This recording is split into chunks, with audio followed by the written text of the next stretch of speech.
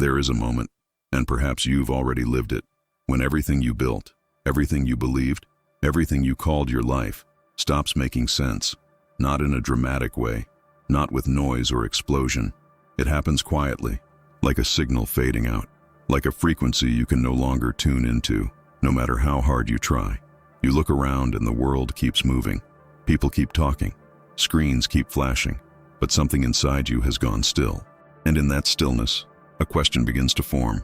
Not in words, but in weight. Why am I here? What is this all for? Is this really it? Most people run from that question. They fill the silence with distraction, with noise, with anything that keeps the weight from landing. But you didn't run. You're here. And that is not an accident. What you're about to hear is not a lecture. It's not a sermon. It's not a self-help formula wrapped in beautiful language. What this is a mirror. And mirrors don't lie. They don't comfort you. They don't tell you what you want to see. They show you what's actually there. Some people aren't ready for that. They pass by a mirror and look away.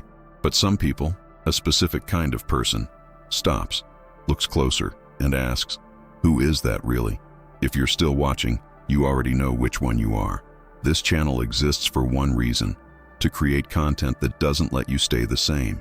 Every video here is a layer being removed, from the noise, from the conditioning, from the comfortable lies we tell ourselves so we can sleep at night.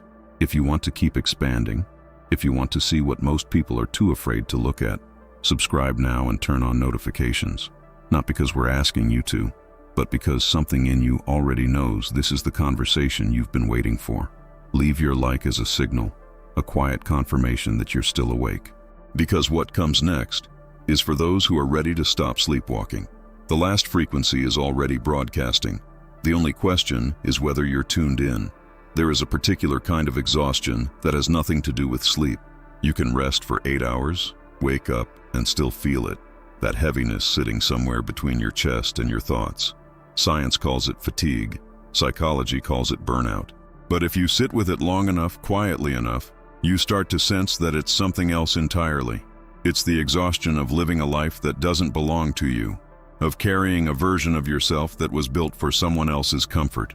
And deep down, beneath the calendar, the responsibilities, the roles you play, you know exactly what I'm talking about. Most of us were handed a script before we were old enough to question it.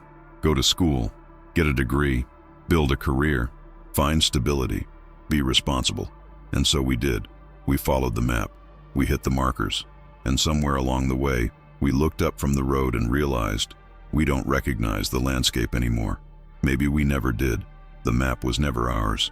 It was inherited, passed down like furniture no one actually chose, but no one dared to throw away.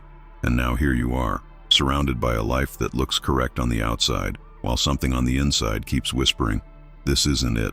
That whisper, that quiet, persistent, uncomfortable whisper, is the signal, not a malfunction, not anxiety, not a phase, a signal. And the terrifying thing about signals is that they don't stop just because you ignore them. They get louder. They show up in your sleep, in the middle of conversations that suddenly feel hollow, in moments of apparent success that leave you strangely empty, in the inexplicable pull towards something you can't name but can feel, like a frequency just beyond the edge of hearing. Think about the moments in your life when time seemed to stop, when something happened, a loss, a silence, an unexpected encounter, and for a brief instant, the noise of the world disappeared. In that space, something became clear that your busy mind usually keeps covered. Most people call those moments crisis, or coincidence, or strange. But what if those moments were precisely the opposite of random? What if they were the most deliberate things that ever happened to you? What if the universe, or your own deeper consciousness, was using disruption as a language, because it was the only language you were still able to hear? There's a pattern that appears across cultures, across centuries, across entirely different human lives. The mystic who walked into the desert, the philosopher who abandoned everything he thought he knew, the scientist who, in the middle of a successful career, stopped and asked a question that destroyed his own theory, the executive who, at the peak of his success, sat alone in a hotel room and felt completely invisible. These are not stories of failure. These are stories of the signal breaking through, of the frequency finally becoming too loud to ignore. And here's what nobody tells you about that moment. It doesn't feel like awakening at first. It feels like falling apart. It feels like the ground beneath your identity is shifting, and everything you used to grab onto for stability is suddenly unreliable. Your certainties start to feel like assumptions. Your beliefs start to feel like borrowed clothes, and the person you've been performing for the world, that carefully constructed, socially approved version of you, starts to feel like a costume you've been wearing so long you forgot it wasn't your skin. This is not destruction. This is excavation. The collapsing of old structures is not the end of something real. It's the exposure of something realer. Beneath the performance, beneath the conditioning, beneath the noise and the exhaustion and the hollow successes, there is a version of you that has never needed approval, that has never needed a map, that has always known, on some level, that the frequency was there, that has always, quietly, been waiting for you to finally stop running and listen. The signal was never the problem. The silence required to hear it. That's what frightens us, because in that silence we can no longer pretend. We can no longer stay busy enough to avoid the question. And the question, once it fully lands, changes everything. Not all at once, not loudly, but permanently, like a note played in an empty room that keeps echoing long after the instrument has gone still. So here is where we begin. Not with answers, not yet, but with the acknowledgement that you heard something, that something in you responded to a frequency most people scroll right past. And that response, however small it feels right now, is not nothing. It is, in fact, everything. If something in this first chapter landed somewhere real inside you, if you felt that weight of recognition, that quiet yes, then you're exactly where you're supposed to be. Subscribe to this channel so you don't miss what comes next. Each video goes deeper. Each layer removed reveals something more essential. And leave a comment right now with this phrase: I heard the signal. Not as a ritual, not as a performance, as a declaration to yourself that you're done pretending you didn't hear it. There is a construct so deeply embedded in modern human life that most people never stop to examine it. Not because it's hidden, but because it's everywhere. It's in the language we use to describe success. It's in the metrics we use to measure a life well lived. It's in the quiet but relentless pressure to be productive, to be visible, to be optimized. It is the architecture of the comfortable lie. And like all great architecture, it's impressive precisely because it was built to last, to hold weight, to resist questioning, to make you feel that the structure itself is the point. The comfortable lie doesn't announce itself. It doesn't arrive with a warning or a villain. It arrives as consensus, as normality, as the collective agreement of millions of people who are all, simultaneously, performing certainty they don't actually feel. You see it in the way people talk about their lives, with a fluency that sounds like conviction but underneath reveals a kind of rehearsal. As if they've told the story so many times they've stopped questioning whether it's true, as if the repetition itself became the proof. Consider what you were taught to want, not what you discovered you wanted. What you were taught, the career that signals intelligence, the relationship that signals stability, the possessions that signal arrival, the social circle that signals relevance. At what point did you sit down, in genuine silence, and ask yourself, do I actually want any of this? Or have I been wanting what I was told wanting looks like? That question is not comfortable. It's not supposed to be. Because the moment you ask it sincerely, the architecture begins to crack. And cracks, once visible, cannot be unseen. Here is something that rarely gets said directly. The systems that shape modern life are not designed for your awakening. They are designed for your participation. There is a profound difference. Participation requires compliance, consumption, predictability. Awakening requires none of those things, and in fact, threatens all of them.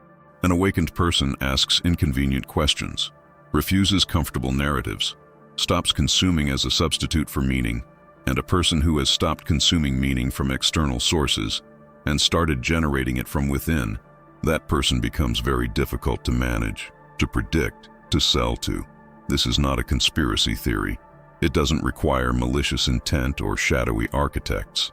It simply requires understanding that systems, economic, cultural, social, naturally evolve to perpetuate themselves. They reward behaviors that feed them and create discomfort around behaviors that don't. The person who steps off the treadmill isn't punished by a person. They're punished by a feeling. The feeling of being out of step, of being strange, of being too much or not enough, or somehow wrong in a way that's hard to articulate. That feeling is not truth. That feeling is the architecture defending itself. Think about the last time you expressed something real, a doubt, a longing, a fear that didn't fit neatly into the expected narrative of your life. Think about the response, not always in words, sometimes in a silence, a slight shift in expression, a barely perceptible withdrawal. The social world has a remarkable immune system. It identifies elements that disrupt the consensus and quietly, consistently, applies pressure toward conformity. Not with force, with something far more effective, with the fear of disconnection. And because we are wired, at a biological level, to need belonging, that fear works. It works extraordinarily well. But here is what the architecture never accounts for.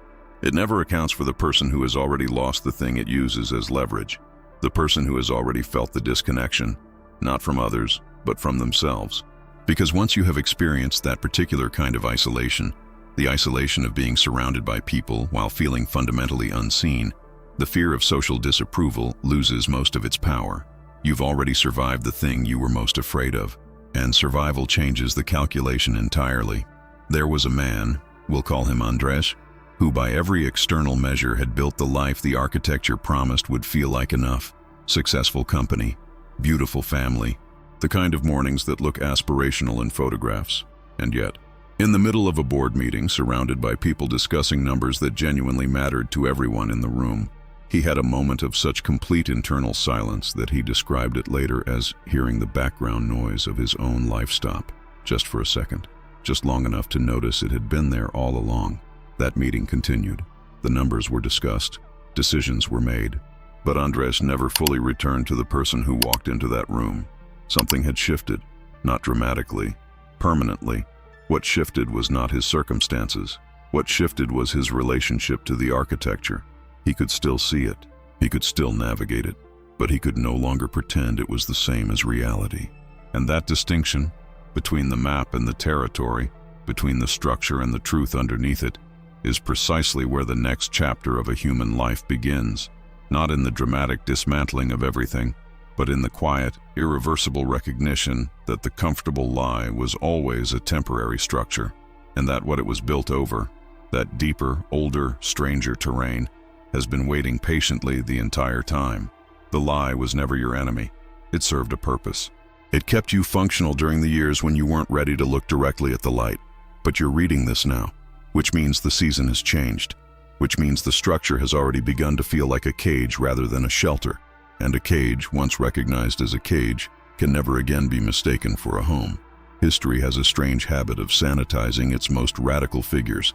It takes the people who genuinely disrupted the architecture, who looked directly at the consensus and said, with complete clarity, this is not the whole truth, and it turns them into monuments, into safe, distant, decorative versions of themselves that can be admired without being followed, because following them would require something most people aren't prepared to give, the willingness to become uncomfortable in the pursuit of something realer than comfort.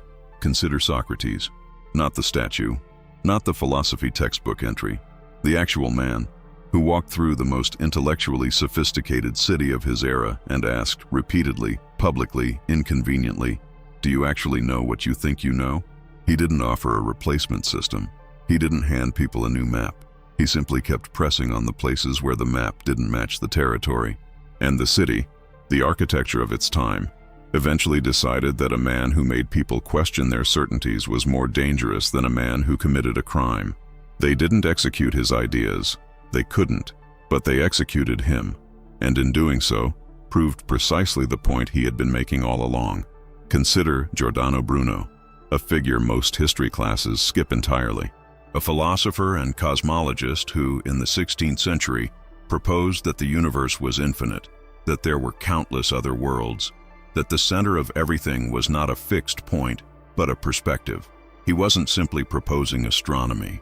He was proposing that the entire framework through which human beings understood their place in existence was too small, that the architecture of meaning that the civilization of his time had constructed was a room when the reality was a horizon. They burned him for it, literally, in a public square in Rome in the year 1600, and the ideas they tried to destroy with fire are now considered foundational to modern cosmology. These are not cautionary tales. They are maps of a specific kind of human courage, the courage to perceive beyond the permitted perimeter of perception. And what is remarkable, when you study these lives closely, is not the grandeur of their conclusions, it's the ordinariness of their beginning. Socrates was a stonemason's son. Bruno was a Dominican friar who started asking questions his order couldn't answer. The pattern breakers rarely begin as exceptional people. They begin as people who refuse to stop asking a question that everyone else had agreed to leave alone. Now think closer to our own time. Think about the scientists in the early 20th century who proposed that time was not fixed, that it bent, that it compressed, that it was relative to the observer. Think about what it required, psychologically, to hold that perception in a world that had organized itself around Newtonian certainty for 2 centuries. The resistance wasn't just intellectual, it was existential, because if time is relative, if space curves, if the observer affects the observed, then the clean, manageable, predictable universe that had made human beings feel safe and in control was a simplification, a useful one, but a simplification nonetheless. Reality was stranger, deeper, and far less controllable than the architecture had promised. And then there is a figure that cannot be avoided in any honest conversation about pattern breaking at the level of human consciousness. A carpenter's son from a peripheral province of a vast empire. No formal education in the systems of power, no institutional backing, no army, no treasury, no political structure. What he had was a perception so clear and a capacity for presence so complete that 2,000 years later, after centuries of institutionalization, dogma, political manipulation, and cultural distortion, the core of what he actually said still cuts through, not as religion, as observation. The kingdom is within you.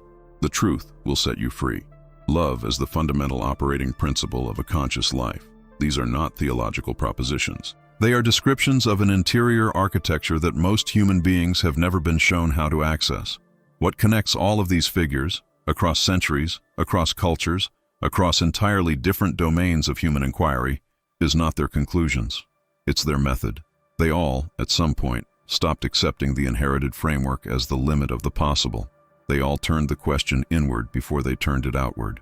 They all experienced in their own way the particular vertigo of standing at the edge of what was known and looking into what wasn't, and choosing to keep looking rather than step back to safety. That choice, that single, repeatable, available to anyone choice, is where every rupture in human understanding has ever begun. Here is what this means for you specifically. You don't need to be burned at the stake. You don't need to revolutionize physics or walk through ancient cities asking uncomfortable questions. The pattern you are being invited to break is smaller in scale and no less significant in consequence. It is the pattern of your own inherited certainties, the assumptions about what you are, what you're capable of, what reality is and isn't, what's possible inside a single human life. Those assumptions were given to you. They were not discovered by you, and anything that was given can be examined. Anything that was inherited can be questioned, and anything that was built, no matter how solid it appears, can be rebuilt differently. There is a woman, we'll call her Lucia, who spent 15 years becoming one of the most respected physicians in her field. She had done everything correctly. She had earned everything she had. And one afternoon, sitting across from a patient who was technically responding well to treatment but clearly dying in some other, harder-to-measure way, she asked a question she had never been trained to ask. What is the life this person is trying to get back to? And is it worth saving them for it? That question didn't belong in her medical education. It didn't belong in any protocol. But it was the most honest question in the room. And the moment she asked it, internally, quietly, without saying it aloud, she felt the architecture of her professional identity crack in a way that no amount of achievement could repair. Not because the question was destructive, because it was real. Lucia didn't abandon medicine. She didn't have a dramatic breakdown or a public transformation. She simply became a different kind of doctor, one who had added a dimension that her training had carefully excluded. And that addition, that willingness to hold a question the system had no space for, made her, by every meaningful measure, better at the very thing she had devoted her life to. The pattern, once broken, didn't diminish what she had built, it completed it. This is the truth about pattern breaking that the monuments and the martyrdom stories obscure. It is not primarily an act of destruction, it is an act of expansion. The pattern breakers weren't trying to tear down the world. They were trying to make it larger, to make it accurate, to close the distance between the map and the territory, between the architecture and the actual ground. And every time one of them succeeded, every time the perimeter of the permitted expanded even slightly, something became available to every human being that had not been available before. A new frequency, a new range of perception, a new question that could now be asked out loud without the asker being burned for it. You are the beneficiary of every rupture that came before you, every uncomfortable question that was asked and survived, every person who stood at the edge of the known and kept looking. Their courage accumulated. It compounded. It became, over time, the expanded perimeter within which you now stand, able to ask questions, hold doubts, explore territories of consciousness that would have been considered dangerous in almost any other moment in human history. That inheritance is not nothing. It is, in fact, an invitation to take the next step, to push the perimeter a little further, not for history, not for monuments, but because something in you already knows that the edge of what you currently believe is not the edge of what is true. There is a particular moment that almost every person who has ever undergone genuine transformation describes in almost exactly the same way. The details differ, the circumstances, the timeline, the external events. But the interior experience is remarkably consistent. It is the moment when the thing you built your sense of self around, the belief, the relationship, the identity, the certainty, stops holding. Not slowly, not gradually, all at once, like a structure that appeared solid right up until the moment it wasn't. And in the seconds after the collapse, before the mind rushes in with its damage assessment and its recovery plans, there's a strange and terrifying and oddly luminous silence. A silence that, if you can stay in it long enough without running, begins to feel less like an ending and more like an opening. We are not taught how to collapse well. We are taught from the earliest possible age to prevent collapse, to maintain, to recover, to rebuild as quickly as possible so that the disruption to normal functioning is minimized. The entire infrastructure of modern life is organized around continuity. Keep the income flowing, keep the relationships stable, keep the identity coherent, keep moving. And there is wisdom in that. Continuity has its value, stability has its purpose, but the relentless avoidance of collapse also means the relentless avoidance of what collapse makes possible. And what collapse makes possible is something that no amount of maintenance, however skillful, can manufacture. The direct encounter with what remains when everything constructed is temporarily gone. Think about what you are for a moment beneath the accumulation. Beneath the career and the relationships and the opinions and the memories and the carefully curated sense of who you are and what you stand for. Strip away the roles: parent, professional, friend, expert, failure, success. Strip away the narrative, the story you tell about where you came from and where you're going and what it all means. Strip away even the beliefs, the frameworks through which you filter experience and assign it significance. What is left? Most people never find out, because the stripping process feels so much like annihilation that they stop it before it completes. They grab the nearest familiar structure and rebuild before the silence has had a chance to speak. But the ones who stay, the ones who resist the urge to immediately reconstruct, discover something that restructures everything afterward. What they discover is difficult to put into language, which is perhaps why every culture that has encountered it has reached for metaphor: death and rebirth, descent and ascent, the dark night of the soul, the void before creation, the chrysalis before the emergence. These are not poetic embellishments. They are attempts to describe, in the only language available, an experience that precedes language, an experience of radical presence, of being reduced to pure awareness, temporarily freed from the weight of everything you've accumulated and performed and protected. And in that reduction, paradoxically, something expands. Something becomes visible that the accumulated weight had been obscuring for years. The mystic traditions of almost every culture have mapped this territory with remarkable consistency. The Sufi poets wrote about the dissolution of the self as the precondition for encountering something larger. The Buddhist concept of ego death describes the falling away of the constructed self, not as loss, but as liberation. The alchemists, those strange medieval figures who were doing something far more interior than they were doing metallurgically, wrote about the nigredo, the blackening, the phase of decomposition that had to precede any genuine transformation.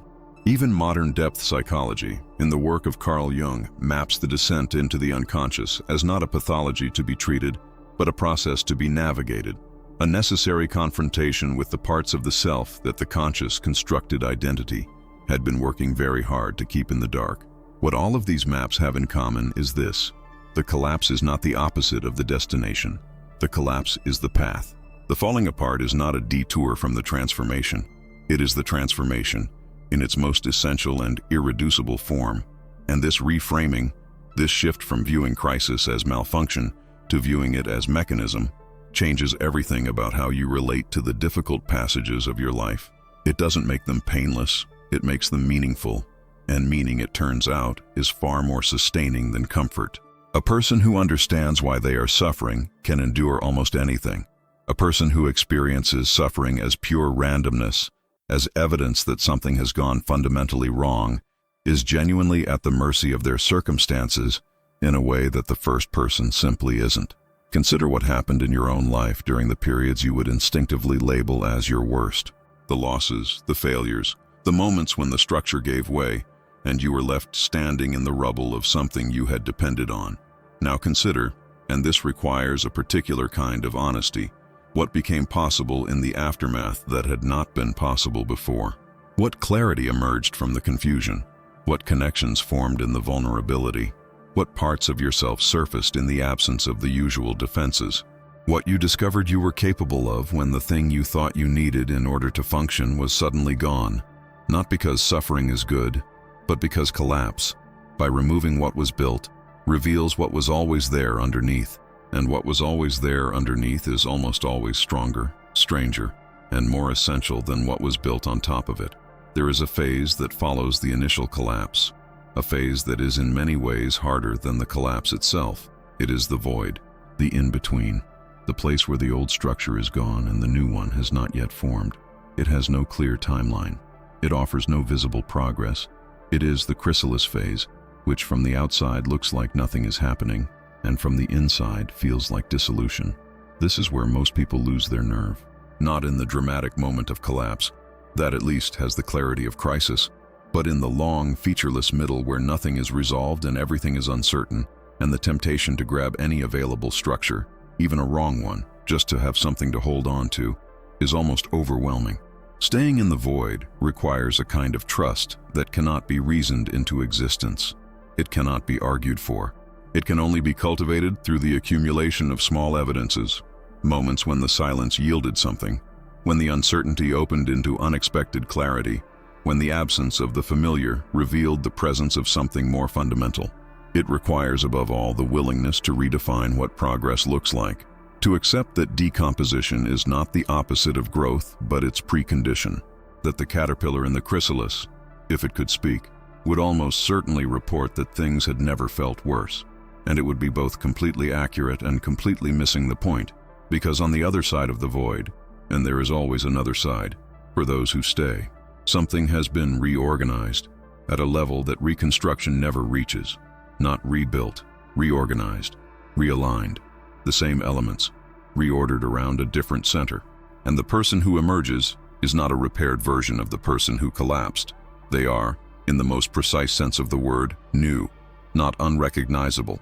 The continuity of memory and personality and experience remains, but oriented differently, seeing from a different altitude, operating from a place that the collapse, and only the collapse, made accessible.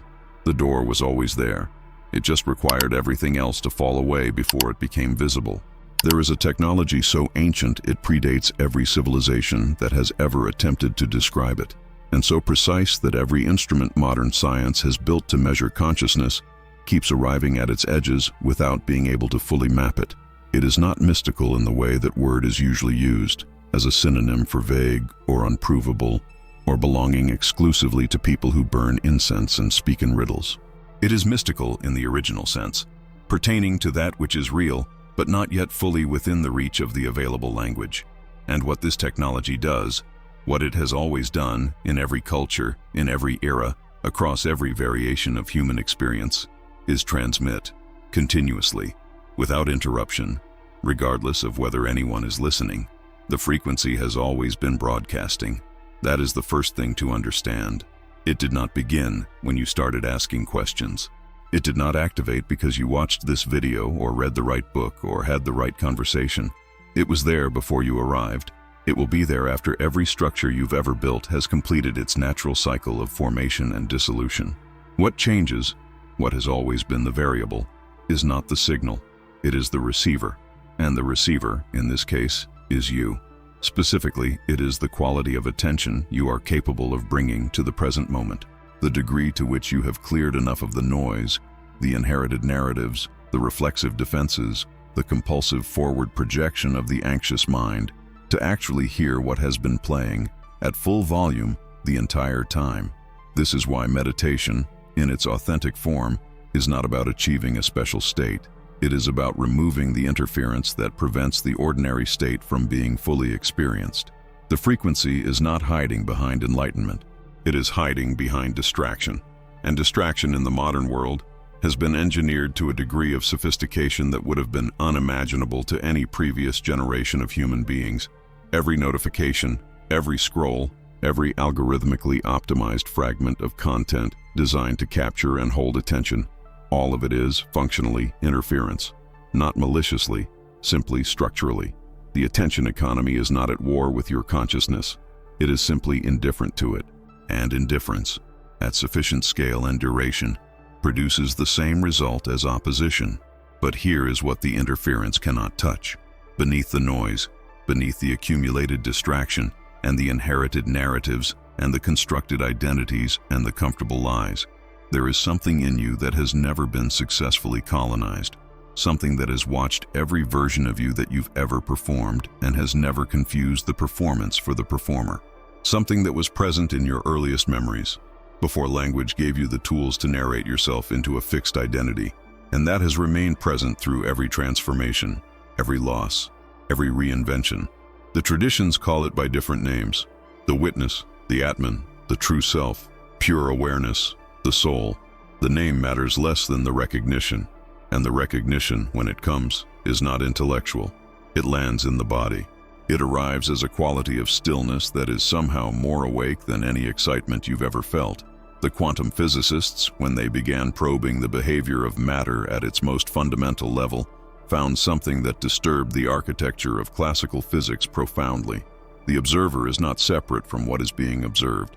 Consciousness is not a passive witness to a reality that exists independently of it. Consciousness participates in the construction of the reality it perceives. The implications of this, taken seriously, followed honestly into their full consequences, are not small. They suggest that what you attend to shapes what becomes real for you, that the frequency you tune into determines the world you inhabit.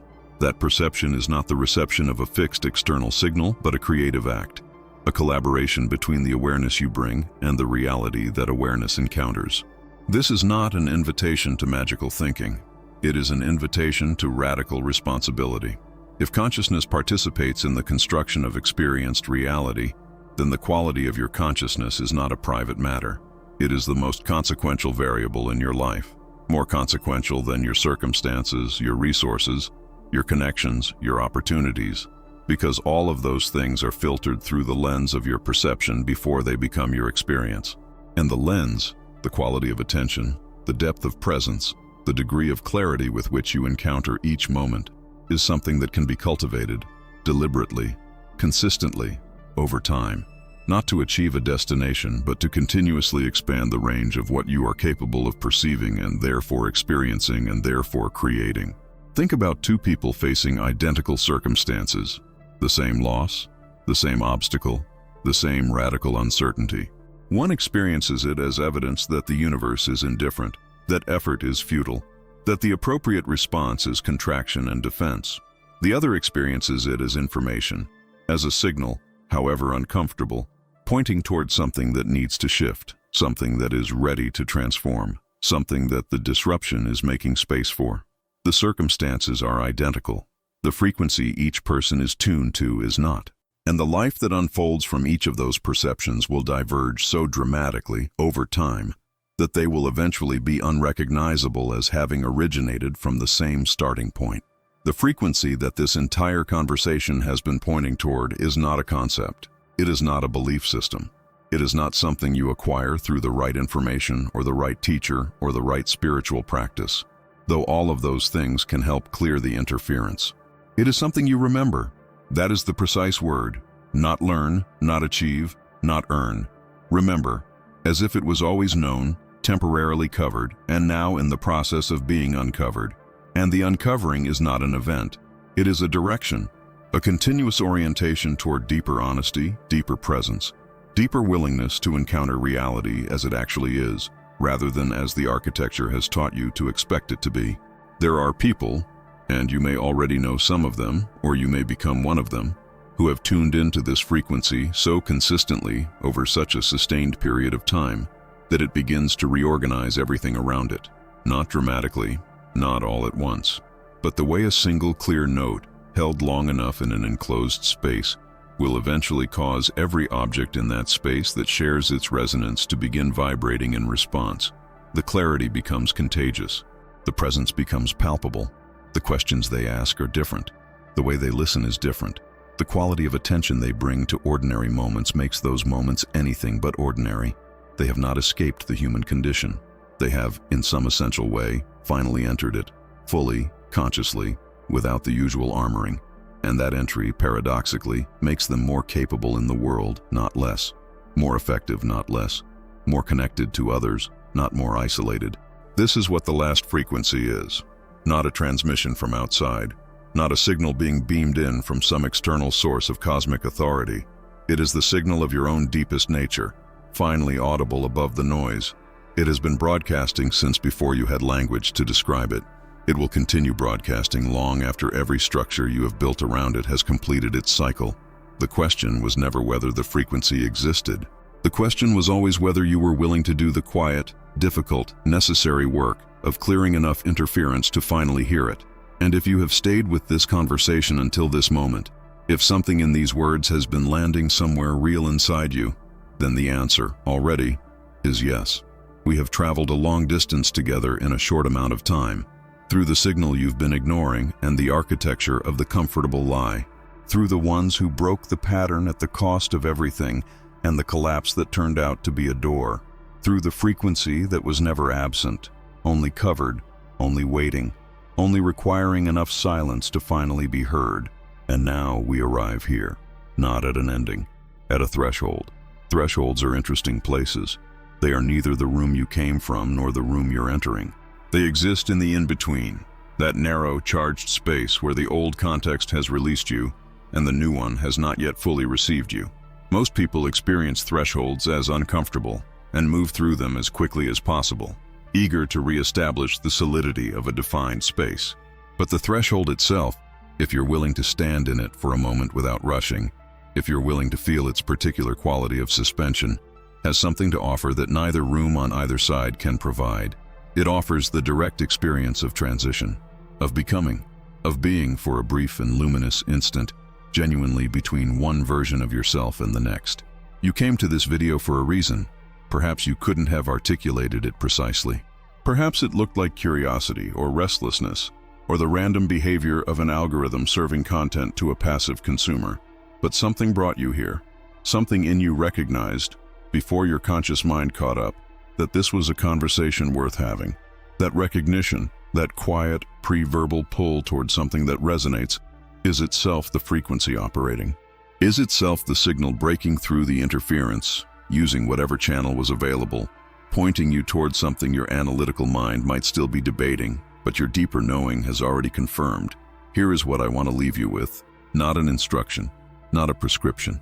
A single, honest observation about the nature of this moment and every moment like it that has ever existed in a human life. The moments that matter, the ones that, looking back from a future version of yourself, you will identify as the ones where something genuinely shifted, are never the dramatic ones. They are rarely the crises, the breakthroughs, the thunderclap revelations. They are almost always quiet, almost always small, almost always easily dismissible as nothing in particular. They are the moment you asked a question you had been avoiding. The moment you stayed in the silence instead of reaching for the distraction. The moment you decided, without ceremony, without audience, without any guarantee of outcome, to take the next honest step rather than the next comfortable one. This is one of those moments. Not because of anything extraordinary about this video or this voice or these words, but because you stayed, because you brought your attention here and kept it here through 5 chapters of a conversation that asked something real of you. That staying, that quality of sustained, genuine attention, is not a small thing. It is, in fact, the foundational practice of everything this conversation has been pointing toward. You have already been doing the thing. The question now is whether you continue. The frequency does not require your belief. It does not need your certainty or your complete understanding or your resolution of every doubt. It simply requires your willingness to keep listening, to keep asking, to keep choosing, in the small and ordinary moments of your daily life, the deeper question over the comfortable answer, the honest perception over the convenient narrative, the present moment, with all its rawness and uncertainty and irreducible aliveness, over the managed, curated, safely distanced version of living that the architecture keeps offering as a substitute for the real thing. What comes next is yours, not mine to prescribe, not anyone else's to determine.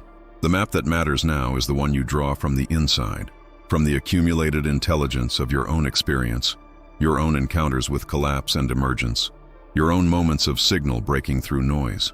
What this conversation has offered, at most, is a slight clearing of the interference, a brief expansion of the perimeter, a reminder that the frequency was always there, that the questions you've been carrying are not signs of malfunction, but signs of aliveness, and that the threshold you're standing on right now is not something to move through quickly, but something to inhabit fully, for as long as it takes to feel where it is actually leading.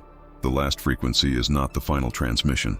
It is the first one you've been quiet enough to hear, and once heard, truly heard, not as concept but as direct experience, it changes the quality of everything that follows, not by making life simpler, by making it more real, more layered, more saturated with the kind of meaning that doesn't need external validation because it arises from the encounter with what is actually, undeniably, irreducibly true.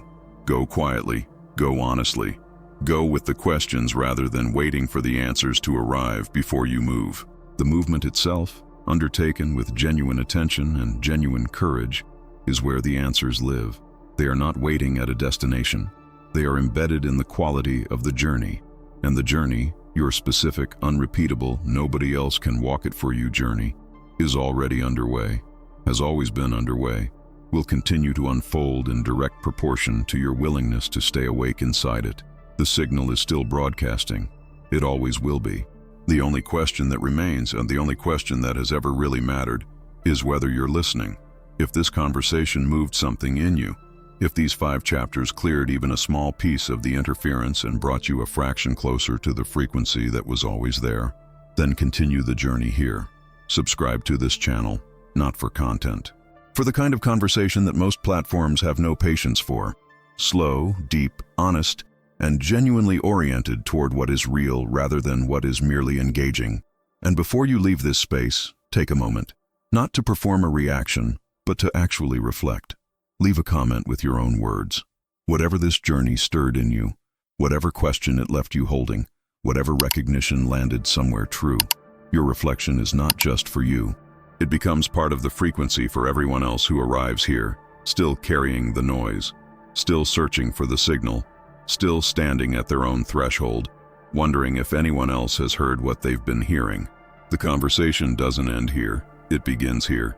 Thank you for listening. Thank you for